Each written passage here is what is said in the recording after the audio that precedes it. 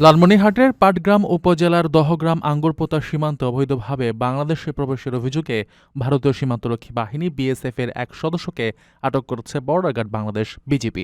রোববার ২১ ডিসেম্বর ভোরে সীমান্তের ডাঙ্গাপাড়া এলাকায় এই ঘটনা ঘটে। আটককৃত বিএসএফ সদস্যের নাম কনস্টেবল বেদ প্রকাশ। তিনি ভারতের অর্জুনবাড়ি ক্যাম্পের সদস্য।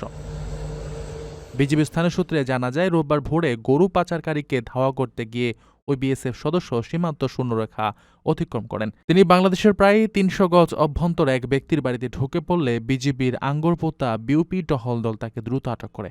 এ সময় তার কাছ থেকে একটি শটগান, ২ রাউন্ড গুলি, একটি ওয়্যারলেস সেট ও একটি মোবাইল ফোন জব্দ করা হয়। ৫১ BGB battalion sector commander lieutenant colonel Selim Al Din বিষয়টি নিশ্চিত করে জানান, এ নিয়ে বিএসএফ এর উচ্চ পর্যায়ে যোগাযোগ চলছে এবং পরবর্তী কার্যক্রম প্রক্রিয়াধীন। বর্তমানে ওই বিএসএফ সদস্য বিজিবি হেফাজতে রয়েছেন।